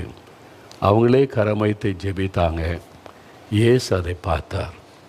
இந்த மகள் 22 வருஷம் நிந்தை, அவமானம், துக்கத்தில் கஷ்டப்படுகிற ஒரு மகள் எப்படி ஜெபிச்சிருப்பாங்க, இல்லை? ஒரு மனசில் எவ்வளோ பெரிய வேதனையோடு நான் மருத்துவம் பார்த்தேன், பக்தியாவெல்லாம் தேடினேன், ஒன்றும் இல்லை, இந்த இயேசுவாவது எனக்கு ஒரு அற்புதம் செய்ய மாட்டாரா நீ ஜெபித்தது. இயேசு அந்த ஜெபத்தை கேட்ட உடனே அடுத்த மாதமே அந்த நற்செய்தியை அவங்க கேள்விப்படும்படி கர்த்தர் செய்கிறார். இன்றைக்கி அவனுடைய துக்கம் நீங்கி 22 வருஷம் துக்கத்தை மாற்றி எப்படி இயேசு சந்தோஷப்படுத்தி இருக்கிறார் பார்த்தீங்களா? அதுக்கு அவருக்கு இயேசுக்கு என்ன செலவு பண்ணாங்க? ஏதாவது செஞ்சாங்களா? இல்லை, வீட்டில் உட்காந்து டிவிக்கு முன்னால் உட்காந்து இயேசுவை கூப்பிட்டாங்க, அவ்வளோதான். இயேசுவே அந்த பெயரை சொல்லி கூப்பிட்டாங்க, அவ்வளோதான்.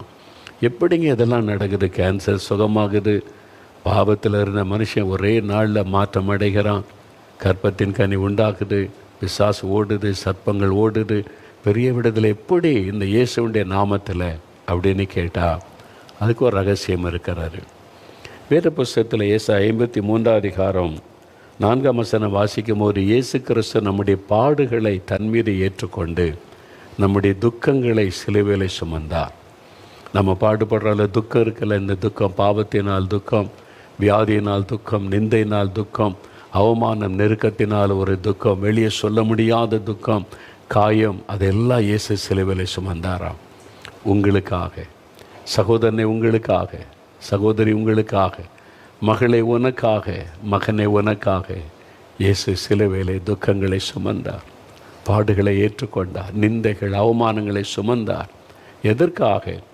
கடவுள் மனிதனாய் வந்து இத்தனை அவமான, நிந்தை, பாடுகள் எல்லாம் ஏன் அனுபவிக்கணும்? உங்களுக்காக, எனக்காக. நம்முடைய நிந்தைகளை மாற்ற, நம்முடைய துக்கங்களை நீக்க, நமக்கு பரிகாரத்தை உண்டாக்க தன்னை சிலுவையில் அர்ப்பணித்து கொண்டார். தன் இரத்தத்தை சிந்தினார், காயங்களை ஏற்றுக்கொண்டார், அவமான நிந்தைகளை ஏற்றுக்கொண்டு மரித்து 3ஆவது நாள் மரணத்தை ஜெயித்து உயிரோடு எழுந்தார்.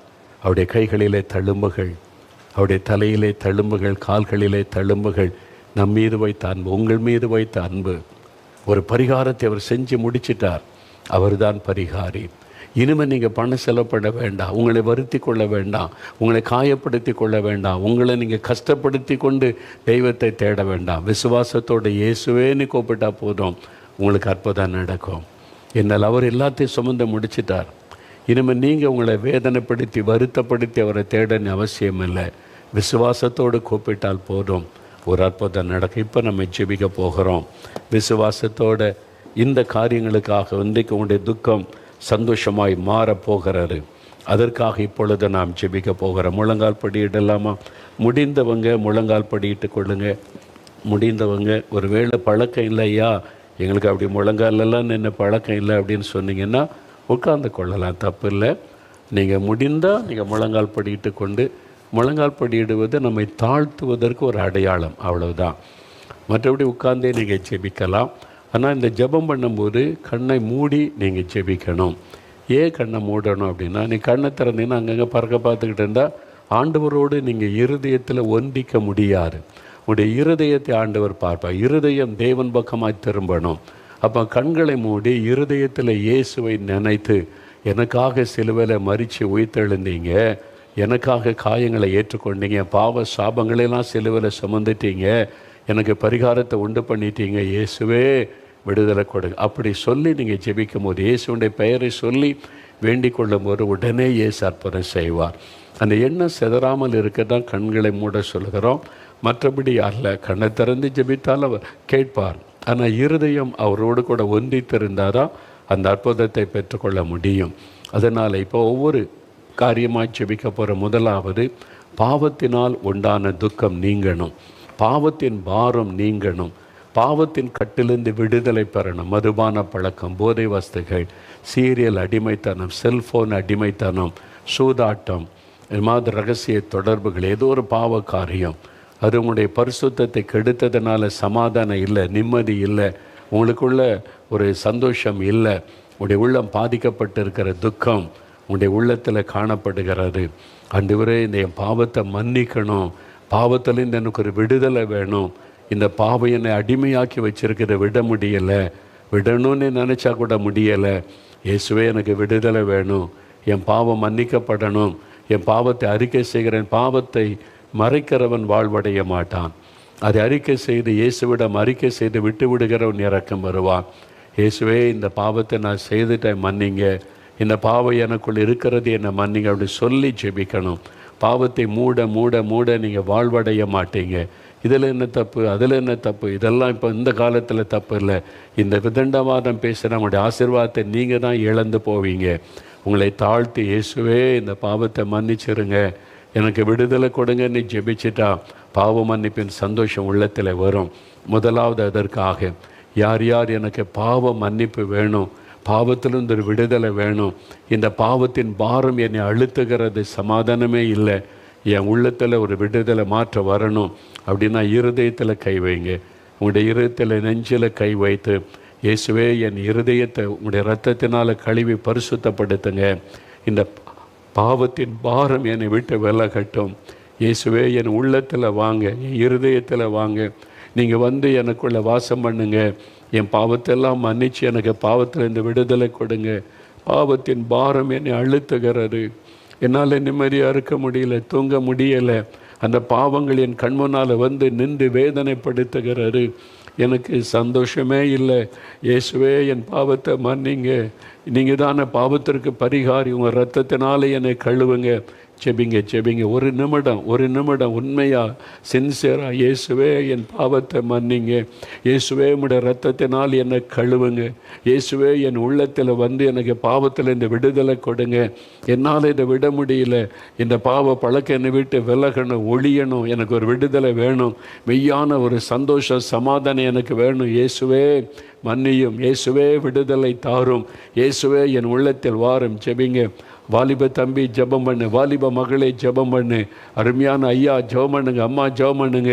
இயேசுவே என் கணவருக்கு விடுதலை கொடுங்க, இயேசுவே என் மகனுக்கு விடுதலை கொடுங்க, இந்த பாவம் உங்களை அடிமையாக்கி வச்சிருக்குது, வேதனைப்படுறாங்களே, விடுதலை கொடுங்க. ஜெபிங்க ஜெபிங்க.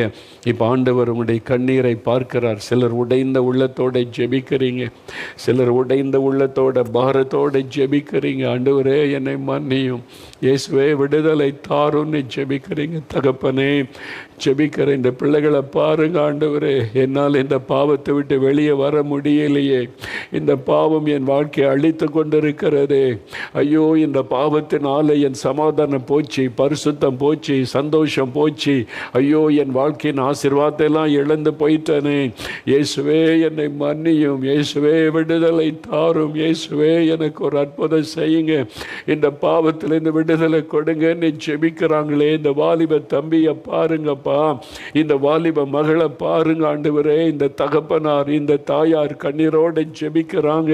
இயேசுவே நீங்க பாவத்தை மன்னிச்சு விடுதலை கொடுக்கணும், பாவத்தின் பாரம் விலகணும், அப்படி துக்கம் சந்தோஷமா மாறணும். இப்பொழுது இயேசு கிறிஸ்துவின் ரத்தம் சகல பாவங்களை நீக்கி சுத்திகரிக்கும் என்ற வார்த்தையின்படி உம்முடைய ரத்தம் உங்களை கழுவட்டும், ரத்தம் உங்களை சுத்திகரிக்கட்டும், உம்முடைய ரத்தத்தின் வல்லமை அவருடைய இருதயத்திற்குள்ளே இறங்கட்டும் இறங்கட்டும், அவங்களை பரிசுத்தப்படுத்தட்டும்.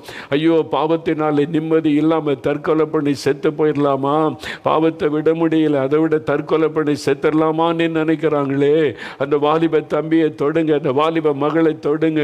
ஆண்டவரை தவறான முடிவு எடுக்காதபடிக்கு நீங்க மன்னிச்சு விடுதலை கொடுங்கப்பா, பாவத்திலிருந்து விடுதலை கொடுங்க. ஜனங்களுக்காக பரிதபிக்கிற தேவனே, பாவத்தை சிலுவையிலே சுமந்தவரே, பாவத்தை மன்னிப்பை கொடுக்க ரத்தம் சிந்தினவரை, இந்த மகளை தொடுங்க, இந்த மகனை தொடுங்க. ஐயோ 20 வருஷமாக குடிக்கிற விட முடியலையே என்று ஜெபிக்கிற அந்த மகனுக்கு விடுதலை கொடுங்க. இந்த பாவ பழக்க, சீரியல் அடிமைத்தனம், செல்போன் அடிமைத்தனம், ஐயோ இந்த ரகசிய பாவம் விடுதலை வேணும்னு ஜெபிக்கிறாங்க. தொடுங்க, விடுதலை கொடுங்க. இயேசு கிறிஸ்துவின் ரத்தம் அவங்களை கழுவட்டும், அவங்களை மாற்றட்டும், உம்முடைய வல்லமை அவங்களுக்குள்ள இறங்கட்டும். இப்பொழுது ஒரு விடுதலை வரட்டும். ஆண்டவரே தொடுங்க, ஆண்டவரே விடுதலை கொடுங்க. அவனுடைய உள்ளத்துக்குள்ள ஒரு சமாதானம் வரட்டும், ஒரு நிம்மதி வரட்டும், ஒரு மகிழ்ச்சி வரட்டும், ஒரு சந்தோஷம் வரட்டும். பாவத்தை மன்னிச்சுட்டீங்க, விடுதலை தந்துட்டீங்கன்ற சந்தோஷம் வரட்டும். நீங்கள் அந்த மகிழ்ச்சியை கொடுங்க ஆண்டவரே, கொடுங்க. அநேகர் கண்ணீரோடு ஜெபிக்கிறீங்க, உடைந்த உள்ளத்தோடு ஜெபிக்கிறீங்க. ஆண்டவர் உங்களுடைய ஜெபத்தை கவனமாய் கேட்கிறார், உங்களுடைய ஜெபத்திற்கு பதில் தந்து கொண்டு இருக்கிறார். அவருடைய பிரசன்ன வல்லம் உங்களுக்குள்ள இறங்குகிறது. சிலர் விட்டு சில அசுத்த ஆவிகள் வெளியேறுகிறது. அது இச்சையை தோண்டுகிற ஆவிகள், அடிமைப்படுத்துகிற ஆவிகள், மதுபான போதை வஸ்துகளை கொண்டு வந்து அடிமைப்படுத்துகிற ஆவி விலகுகிறது. ஒரு இருளின் வல்லமை விலகுகிறது. மகளே உனக்கு விடுதலை, மகனே உனக்கு விடுதலை. அந்த ஆவி உன்னை விட்டு இயேசுவின் நாமத்தில் விலகுகிறது. உன் பாவம் மன்னிக்கப்பட்டு விடுதலை உண்டாகிறது. உன்னுடைய உள்ளத்துக்குள்ள ஒரு மாற்றம் வருகிறது, சமாதானம் வருகிறது. இயேசுவின் நாமத்தில் விடுதலை, இயேசுவின் நாமத்தில் விடுதலை. இயேசுவே ஸ்தோத்திரம்னு சொல்லுங்க. இயேசுவே ஸ்தோத்திரம், என்னை மன்னிக்கிறதற்காய் ஸ்தோத்திரம், என் உள்ளத்தில் நீர் வருகிறதற்காய் ஸ்தோத்திரம், இயேசுவே விடுதலை தருகிறதற்காய் ஸ்தோத்திரம். வாய் திறந்து இயேசுவே ஸ்தோத்திரம்னு சொல்லு மகனே, சொல்லு மகளே, வாய் திறந்து சொல்லு, இயேசுவே உமக்கு ஸ்தோத்திரம்னு சொல். ஆண்டவருடைய சந்தோஷம் உள்ளத்தை நிரப்பிக் கொண்டு இருக்கிறது, மகிழ்ச்சி உள்ளத்தை நிரப்புகிறது, துக்கம் சந்தோஷமாய் மாறிக்கொண்டு இருக்கிறது. கர்த்தர் கொடுக்கிற அந்த சந்தோஷம் விடுதலைக்காக ஸ்தோத்திரம். பாவ கட்டுகள் அறுக்கப்படுகிறதற்காக ஸ்தோத்திரம். உமக்கு நன்றி, உமக்கு நன்றி. இயேசுவே உமக்கு ஸ்தோத்திரம், இயேசுவே உமக்கு நன்றி, உமக்கு நன்றி, உமக்கு நன்றி. ஆண்டவரே உமக்கு நன்றி. ரம்யா என்கிற ஒரு வாலிப மகள், உன் கண்ணீரின் ஜெபத்தை இயேசு கேட்டார் மகளே. அவருடைய இரத்தத்தின் வல்லமை உன் இருதயத்தை கழுவி சுத்திகரிக்கிறது. உன்னை அடிமைப்படுத்தி வைத்த இந்த பாவ கட்டுகள் அறுக்கப்படுகிறது. ஒன்று இந்த பாவத்தில் இந்த விடுதலை வேண்டும், அல்லது நான் சாகணும், கொலை பண்ணி சாகணும்னு எண்ணினாய். ஆண்டவர் இயேசு உனக்கு விடுதலை கொடுக்கிறார். உன்னை புதிய ஒரு இருதயத்தை உனக்கு தந்து வாழ வைக்கிறார். இன்றைக்கோட பழையவைகள் ஒளிந்தது. இந்த வியாதி, இந்த பாவத்தின் நிமித்தம் உன்னுடைய சரீரத்தில் ஒரு வியாதி உன்னை வாதித்து கொண்டு இருக்கிறது. அதிலிருந்தும் இயேசு உனக்கு விடுதலை தருகிறார். இயேசுவே ஸ்தோத்திரம் என்று சொல் மகளே. ரம்யா, இயேசுவுக்கு ஸ்தோத்திரம். என் ஆண்டவரை மகிமைப்படுத்தி. ஆண்டவருடைய கரம், இயேசுடைய கரம் உன்னை தொட்டது, விடுதலை கொடுத்து விட்டது. இயேசுவுக்கு ஸ்தோத்திரம், இயேசுவுக்கு ஸ்தோத்திரம். அருண்குமார் என்கிற ஒரு வாலிப தம்பி, நீ அடிமைத்தனத்தில் இந்த விடுதலை வேண்டும் என்று கண்ணீரோடு ஜெபித்தாயே. இயேசுடைய கரம் உன்னை தொடுகிறது மகனே அருண்குமார். இயேசுடைய வல்லமை உனக்குள்ளே பாய்ந்து வருகிறது. அந்த பாவ கட்டுகள் அறுக்கப்படுகிறது. இதோ புதிய இருதயத்தை இயேசு உனக்கு தருகிறார். உன் உள்ளத்தில் ஒரு சந்தோஷம் நிரப்புகிறது. பழையவைகள் ஒளிந்து போகிறது. இருளின் கிரியை அழிக்கப்பட்டது. இயேசுவுக்கு ஸ்தோத்திரம். வாய் திறந்து ஆண்டவரை துதி பொழுது இயேசுவே ஸ்தோத்திரம் என்று சொல். ஆண்டவர் இயேசுடைய கரம் உன்னை தொட்டு விட்டது. விடுதலை கொடுத்த இயேசுவுக்கு ஸ்தோத்திரம். ஆண்டவரே நீ தந்த விடுதலைக்காக ஸ்தோத்திரம். உமக்கு நன்றி, உமக்கு நன்றி. வாய் திறந்து துதி மகனே. ஆண்டவருக்கு ஸ்தோத்திரம் என்று சொல்லி பொழுது தேங்க்யூ லார்ட். ஆண்டவருடைய கரம் அநேகரை தொட்டு விடுதலை செய்து கொண்டிருக்கிறது நான் பார்க்கிறேன். இயேசுவுக்கு நன்றி, இயேசுவுக்கு நன்றி. இம்மானுவேல், ஆண்டவர் உன்னோடு கூட இருக்க வேண்டும் என்று உன் பெற்றோர் இந்த பெயரை வைத்தார்கள். இயேசு எப்பமோ கூட இருந்த நடத்தணும்னு சொல்லி நீயோ ஆண்டவரை விட்டு விலகி பாவத்திற்கு இடம் கொடுத்து இன்றைக்கு நீ உன் பரிசுத்தத்தை இழந்து சமாதானத்தை இழந்து தவிக்கிறாய். என் பாவம் மன்னிக்கப்படுமா என்று நீ கேள்வியோடு நின்றாய். இயேசு கிறிஸ்து உடைந்த உள்ளத்தையும் கண்ணீரின் ஜெபத்தையும் கண்டார். இதோ நான் உன்னை மன்னிக்கிறேன், இனி பாவம் செய்யாதே, அந்த உலகத்தின் காரியத்தை விட்டு அந்த தவறான நண்பர்களை விட்டு விலகு என்று ஆண்டவர் இயேசு உனக்கு சொல்லுகிறார். அவருடைய இரத்தம் உன்னை கழுவுகிறது, விடுதலை உண்டாகிறது, மெய்யான சமாதானம் உள்ளத்தை நிரப்புகிறது. ஆண்டவரை துதித்து மகிமைப்படுத்த இப்பொழுதே கர்த்தர் அப்படி செய்கிற அன்பிற்காக ஸ்தோத்திரம். சுபாஷினி என்கிற மகள் ஆண்டவருடைய வாழ்க்கையில் இன்றைக்கு ஒரு புதிய காரியத்தை செய்கிறார். நீ ஏற்கனவே தற்கொலைக்கு முயன்றும் ஆண்டவர் கிருபையாக உன்னை பாதுகாத்தார். இப்பொழுதும் ஒன்று நான் ஆண்டவர் எனக்கு அற்புதம் செய்யணும் அல்லது நான் தற்கொலை பண்ணி சாகணும் என்ற எண்ணத்தோடு தான் நீ விண்ணப்பம் பண்ணினாய். இயேசு கிறிஸ்து உனக்கு விடுதலை தருகிறார். பாவ கட்டுகள் அறுக்கப்படுகிறது. உன் வாழ்க்கையில் நிறைய நெருக்கங்கள், என்னை நேசிக்க யாரும் இல்லை, புரிந்து கொள்ள யாருமில்லை என்று தனித்து விடப்பட்ட நிலைமையிலே கலங்குகிறாய். இயேசு சொல்லுகிறார், இன்று முதல் நான் உனக்கு தகப்பனும் தாயும் சிநேகிதனுமாய் இருப்பேன் என்று சொல்லி இயேசுவை பிடித்துக்கொள் மகளே, இதோ உனக்கு விடுதலை, பழையவைகள் ஒளிந்து போகிறது, புது இருதயத்தை தருகிறார். இயேசுவே ஸ்தோத்திரம் என்று சொல். இயேசுவே உமக்கு நன்றி. வாய் திறந்த ஆண்டவரை துதி. ஆண்டவருடைய வல்லமை உனக்குள் இறங்கி கொண்டு இருக்கிறது. ஆண்டவர் கொடுக்கிற விடுதலைக்காக உமக்கு ஸ்தோத்திரம். Thank you Lord. எல்லாரும் அப்படியே இருதயத்தில் கை வைத்து ஜெபித்தவங்க இயேசுவே ஸ்தோத்திரம்னு சொல்லுங்க. இயேசுவே என்னை மன்னித்ததற்காய் ஸ்தோத்திரம், விடுதலை கொடுத்து விட்டதற்காய் ஸ்தோத்திரம். மதுபான பழக்கத்தில் இந்த விடுதலை, போதை வஸ்துகளில் இந்த விடுதலை, அந்த பாவ அடிமைத்தனத்தில் இந்த விடுதலை, இயேசு கிறிஸ்துவின் நாமத்தில் விடுதலை, இயேசுவின் இரத்தத்தின் வல்லமினால் விடுதலை. அடிமைப்படுத்தி கொண்டிருக்கிற ஆவிகள் விலகட்டும் இயேசுவின் நாமத்தில். அந்த கட்டுகள் அறுக்கப்படட்டும் இயேசுவின் நாமத்தில். உம்முடைய வல்லமை தொடுகிறதற்காக, விடுதலை உண்டாகிறதற்காய் ஸ்தோத்திரம். மனதாரமை துதிக்கிறேன், ஸ்தோத்தரிக்கிறேன் அப்பா, உமக்கு நன்றி. அடுத்து வியாதி உள்ளவர்கள் வியாதி உள்ள இடத்துல கை வைத்து ஜெபிக்கணும். உங்கள் வீட்டில் யாராவது வியாதிப்பட்டு இருந்தால் அவங்க மேலே நீங்கள் கை வைத்து உங்களுடைய மகனுக்கோ மகளுக்கோ பெற்றோருக்கோ இயேசுவே நீர் சுகம் தரணும்னு ஜெபிக்கணும். நீங்கள் வியாதியோடு இருந்தால் வியாதி உள்ள இடத்துல கை வைத்து கொள்ளுங்க. கண்களில் சுகம் வேணும்னா கண்ணில் கை வைங்க. இருதயத்தில் சுகம் வேணும்னா வலது கரத்தை இருதயத்தில் வைங்க. கிட்னி ஸ்டோனில் கஷ்டப்படுறீங்க, சிறுநீரகம் பாதிக்கப்பட்டுட்டுன்னா சிறுநீரகம் அந்த இடத்துல கை வைங்க. உங்களுடைய எந்த இடத்துல வலி, வேதனை, கட்டிகள், கேன்சர் கட்டி, டிபி கட்டி, தைராய்டு கட்டி, அந்த கட்டிகள் இருக்கிற இடத்துல கை வைத்து கொள்ளுங்க. நீங்களே உங்களுடைய சரீரத்தில் கை வைத்து ஜெபிக்கணும். அல்லது குடும்பத்தார் உங்கள் வியாதி படுக்கையில் சிலர் இருக்கிறாங்க. ஆண்டவர் சொல்லுகிறார், மரண கட்டுகள் இன்றைக்கு மாறுகிறது. மரண கட்டுகள் இனி அவ்வளவுதான் என்கிற சூழ்நிலையில் மரண கட்டுகளோடு மரண படுக்கையில் இருக்கிறவங்க அவங்க மேலே ஆண்டவருடைய வல்லமை இறங்க போகிறது. வீட்டார் அவங்க மேலே கை வைத்து ஜெபிங்க. சிலர் ஆஸ்பத்திரியில் அப்படிப்பட்டவங்களை வைத்து கொண்டு ஜெபிக்கிறீங்க.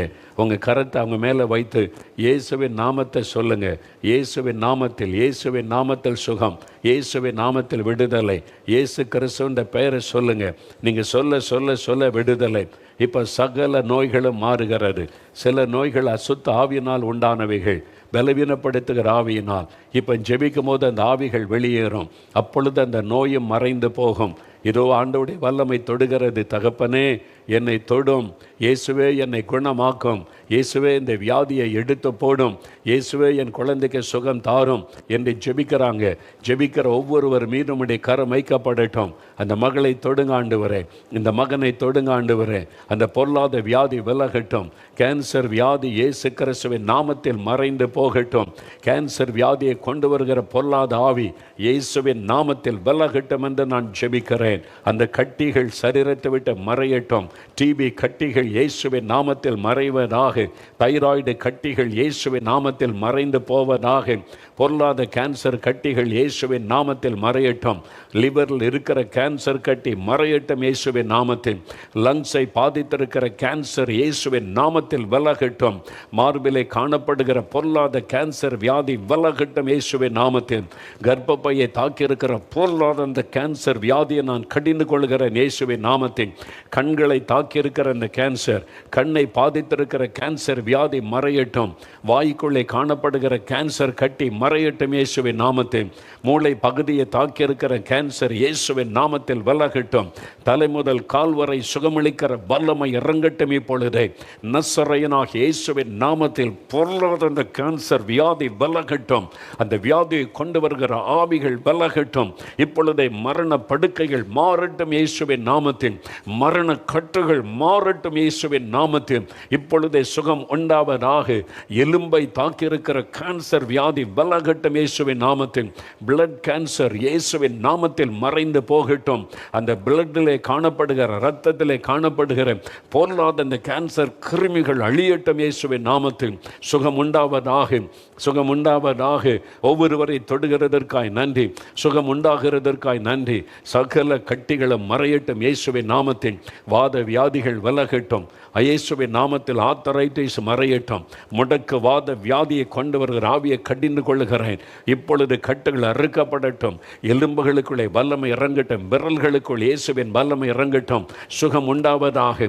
ஒவ்வொரு எலும்பு பகுதிகளை தொடும் கழுத்து எலும்பை பாதித்திருக்கிற பொருளாத சத்துருடைய கட்டு கட்டுகள் அறுக்கப்படட்டும். முதுகு எலும்பில் இயேசுவின் வல்லமை இறங்கட்டும். ஆண்டவரே, முழங்கையில் வல்லமை இறங்கட்டும். எலும்பில் காணப்படுகிற வலிகள் மறையட்டும். சுகம் உண்டாகட்டும் இயேசுவின் நாமத்தில். சகல நோய்களும் விலகுகிறதற்காய் நன்றி. ஆஸ்துமா வியாதியை கடிந்து கொள்கிற இயேசுவின் நாமத்தில். இழுப்பு வியாதியை கொண்டு வருகிற ஆவிகள் விலகட்டும் இயேசுவின் நாமத்தினாலே. ஜீரண உறுப்பை தாக்கியிருக்கிற சத்துருடைய கிரியைகள் அழியட்டும். இப்பொழுது டைஜஸ்டிவ் சிஸ்டத்தில் மாற்றம் வரட்டும். ஆண்டவரே, சுவாச உறுப்புகளை தாக்கியிருக்கிற ஆவிகள் விலகட்டும். இப்பொழுதே சுகம் உண்டாவதாக. மூச்சை திணறல்கள் விலகட்டும்.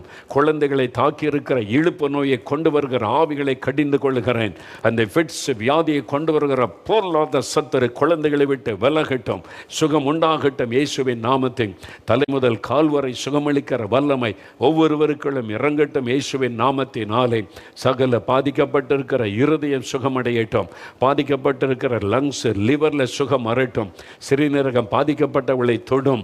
டயாலிசிஸ் செய்து கொண்டிருக்கிறவளை தொடும். இப்பொழுது அந்த சிறுநீரகம் புதிதாய் மாறட்டும். அது செயல்படட்டும் இயேசுவின் நாமத்தில். அற்புத சுகத்தை கட்டளை இடுகிறதற்காய் நன்றி. ஒவ்வொருவரையும் தொடும். ஒவ்வொருவருக்கு சுகம் உண்டாகட்டும். குருட்டு கண்கள் திறக்கப்படட்டும் இயேசுவின் நாமத்தில். செவிட்டு காதுகள் திறக்கப்படட்டும் இயேசுவின் நாமத்தில். ஒரு அற்புதமான சுகம் ஆண்டவருடைய சரீரம் முழுவதிலும் உண்டாகட்டும். ஆண்டவரே, அவளை துக்கப்படுத்தி கொண்டிருக்கிற அந்த நோய்கள் முற்றிலும் விலகி அற்புத சுகம் வரட்டும். குழந்தைகளுக்கு சுகம் உண்டாகட்டும். வயதான பெற்றோருக்கு சுகம் உண்டாகட்டும். மரண படுக்கைகள் மாறட்டும். செயலற்ற போன கால்கள் இயேசுவின் நாமத்தில் செயல்படுவதாக. அதுக்குள்ளே ஜீவன் வரட்டும். செயலற்ற போன கைகளுக்குள்ளே உயிர் வரட்டும் இயேசுவின் நாமத்தில். இப்பொழுது அவைகள் செயல்படட்டும். உடைய வல்லமை தொடுகிறது. சுகம் உண்டாகிறது. நன்றி இயேசுடைய வல்லமை தொடுகிறது. அப்படியே வாய்த்தர இயேசுவே ஸ்தோத்திரம்னு சொல்லுங்க. இயேசுவே, என்னை தொடுகிறதற்காய் ஸ்தோத்திரம். குணமாக்குகிறதற்காய் ஸ்தோத்திரம். அற்புதம் செய்கிறதற்காய் ஸ்தோத்திரம். வாய்த்தரன் ஆண்டவரை துதிங்க இப்பொழுது.